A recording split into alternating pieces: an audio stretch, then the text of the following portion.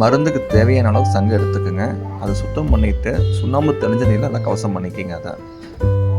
இதை வந்து தென்னை மட்டைக்கு நடுவில் அடுக்கிட்டு திருப்பி அது மேலே முழுகிற அளவுக்கு ஃபுல்லாகவே தென்னை மட்டையை வச்சுக்கிறோம். நம்ம 4 மூலையும் கற்பூரம் வச்சு பெற்ற வச்சிடணும்.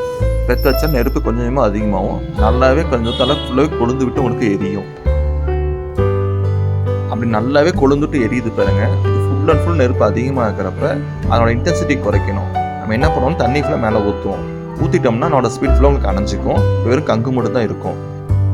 இப்போ அங்கே பாருங்கள், நெருப்பே இருக்காது, வெறும் கங்கு இருக்கும். அதே மாதிரி புகை தான் இருக்கும். இப்போ என்னென்னா நமக்கு அதனுடைய அனல் மேக்ஸிமம் இருக்கும். நெருப்போட இது அணைக்கிறப்ப நல்லாவே உங்களுக்கு ஒரு கங்கு மட்டும் இருக்க மாதிரி இருக்கும். இங்கே புகை, அதே மாதிரி அடியிலேருந்து வர சிகப்பு கங்கு அதை மட்டும் தெரியுது பாருங்கள். நெருப்பு ரொம்ப ரொம்ப மைல்டாக தான் இருக்கும். இது சுட்டு எடுத்த சங்கு, கவசத்துலேருந்து பிரித்தது. நீங்கள் பாருங்கள், கையிலையும் அவ்வளோ ஈஸியாக உடையுதுன்ட்டு.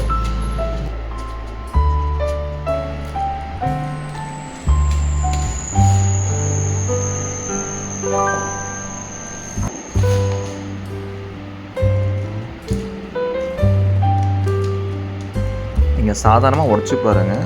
சுற்றி வச்சு உடச்சிங்கன்னா கூட சங்கு உடையாது. இப்படி புடம் போட்டதுக்கப்புறம் ரொம்பவே சாதாரண கையிலே பவுட்ரு பண்ண முடியும் உங்களால். அதுக்கப்புறமா கரிசலாங்கண்ணியோட சாறு எடுத்துக்கிறோம்.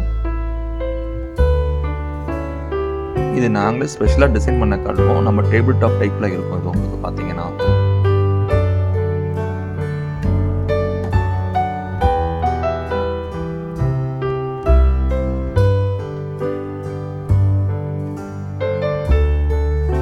இதில் அரைச்ச சங்கு எடுத்துக்கிட்டு கூடவே வந்து கரிசலாங்கண்ணி சாறு விட்டு கொஞ்சம் கொஞ்சமாக வந்து அரைச்சிட்ருக்குறோம் நாங்கள்.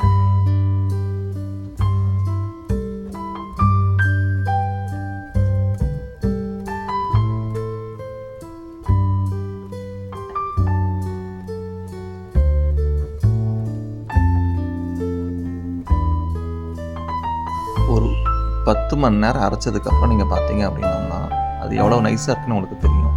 மாவு மாதிரியே ஆகிரும். அந்த அளவுக்கு நல்லா நைஸாக அரைச்சிடும் உங்களுக்கு. இதுவே நீ கையில் எடுத்து பார்த்தா உங்களுக்கு வந்து நமக்கு ரேகையோட அச்சு தெரிகிற அளவுக்கு நைஸாக இருக்கும் உங்களுக்கு.